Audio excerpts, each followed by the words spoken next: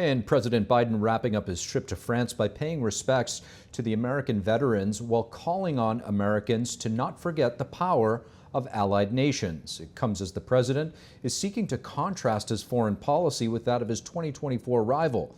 NTD's White House correspondent Iris Tao brings us more from Paris. And President Biden on Sunday wrapped up his 5-day trip to France by visiting the final resting place of more than 2,000 U.S. soldiers who died fighting in World War I. Biden, paying his respect, said he wanted to remind Americans of the importance of allies. Acknowledge that the best way to avoid these kinds of battles in the future is to stay strong with our allies. Do not break. Do not break. Over the weekend, Biden also met with French President Emmanuel Macron, after which he stressed the need to keep NATO strong and vowed to continue supporting Ukraine. Because we know what happens if Putin succeeds in subjugating Ukraine.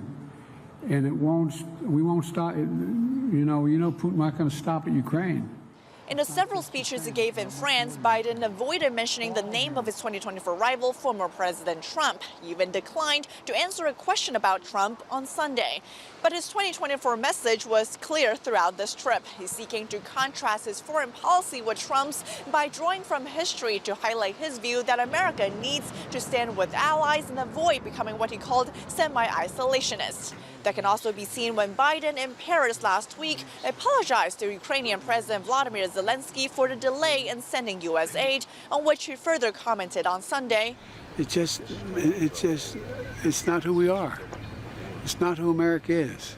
Meanwhile, Biden, who's back in D.C. for a few days, will soon head back to Europe, this time to Italy for the G7 summit this week. He'll talk with G7 leaders about how to further support Ukraine and to strengthen U.S. alliances on the world stage, a key theme to his 2024 campaign. He'll also again meet with Zelensky in Italy just a few days after sitting down with him right here in Paris. Reporting in Paris, Iris Tao, NTD News.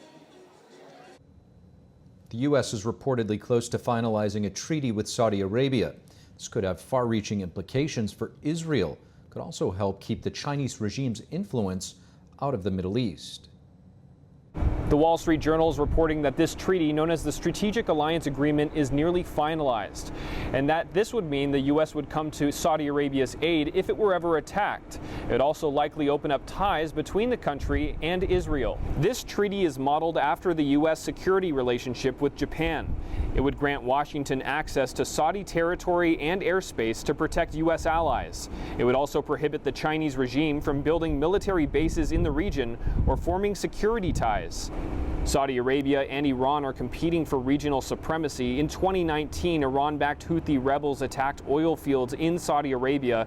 Saudi Arabia is the world's largest exporter of oil, so the attack disrupted the global oil market. The treaty could risk increasing tensions with Iran, but it would bolster the country's security alliance with the U.S. The agreement would make Saudi Arabia the only Arab state with a formal U.S. defense treaty.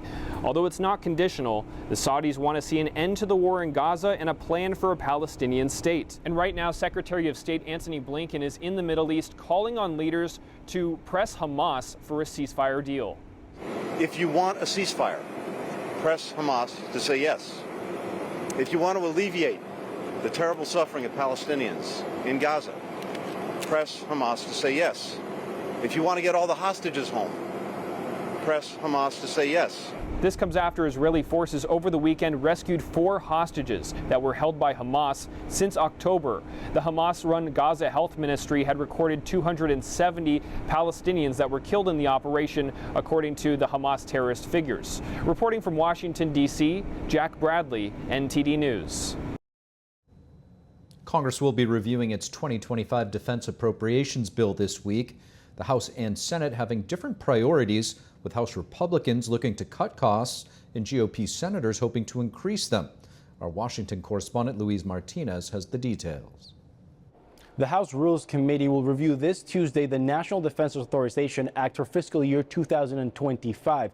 House appropriators have allocated $833 billion to fund the Department of Defense for the coming year. That's 1% higher than last year and in keeping with the Fiscal Responsibility Act of 2024. The House's defense bill cuts $18 billion from the president's budget request and redirects most of those funds to efforts to counter China, drug trafficking, and funding a 4.5% pay rise for all military personnel and a 15% pay boost for junior enlisted service members. It's expected that Speaker of the House Mike Johnson will put the House's version of the defense bill to a vote on the House floor this week. Also this week, behind closed doors, the Senate's Armed Services Committee will mark up its version of the defense bill. Republican Senator Roger Wick from Mississippi has already introduced an amendment to increase defense spending by $55 billion. I recently introduced a detailed plan to rebuild American military might and restore our ability to deter threats. It would be a down payment for our future, and it would be expensive. Many worthwhile things are expensive, but it would be far less costly than war. Senate Minority Leader Mitch McConnell has endorsed the amendment, which also calls to increase military spending from 2.9% of GDP to 5% over time. Senate Appropriations Committee Chairwoman Senator Patty Murray from Washington has already said that any defense increase should be matched with similar non-defense spending increases. It's important to note that according to the Congressional Budget Office, the U.S. government will pay more than $950 billion to service its foreign debt in 2025. That's $100 billion more than projected defense spending. Reporting from Washington, D.C., Luis Eduardo Martinez, NTD News.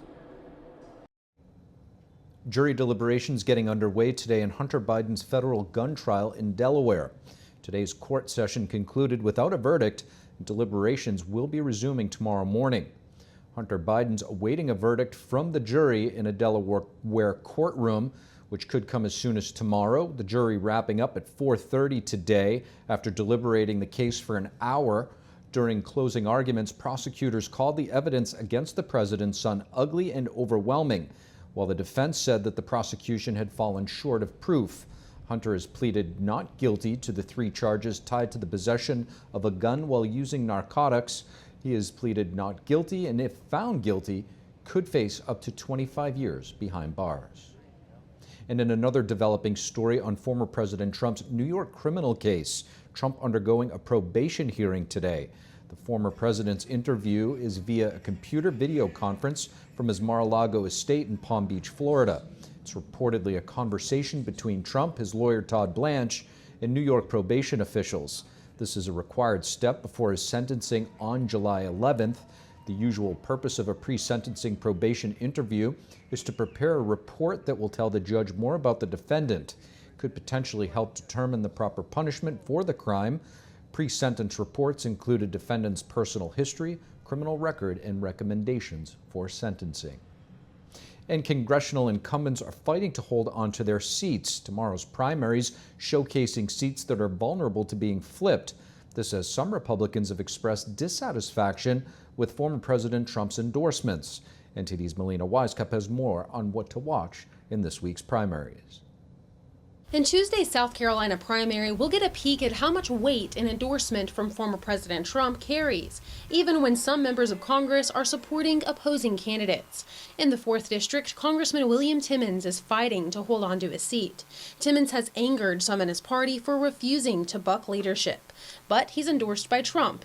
Will that be enough to fend off his challenger, State Representative Adam Morgan? Trump's also endorsed Congresswoman Nancy Mace from South Carolina's 1st District, while other Republicans, like former Speaker Kevin McCarthy, are backing her challenger, Catherine Templeton. Another seat where Republicans are splitting with Trump's preferred candidate is in Nevada. In the 4th District, former Democrat and Mayor John Lee has won Trump's endorsement. Lee faces retired Air Force Lieutenant Colonel David Flippo, who's won endorsements from several conservative House members. Whoever emerges will face Democrat incumbent Stephen Horsford, whose hefty campaign war chest had almost $1.9 million cash on hand last month. But Democrats will have to work to hold on to another seat in Nevada, a swing district. Republican Fleming Larson has already raised slightly more campaign dollars than Democrat incumbent Representative Dinah Titus. And over in Maine, Republicans are trying for the 4th time to unseat moderate Democrat Jared Golden. But he has already secured loads more campaign dollars than any of the GOP candidates. Reporting from Washington, D.C., Melina Weisskopf, NTD News. Thank you for watching the Capitol Report. If you want to see our full broadcast, check us out at epochtv.com.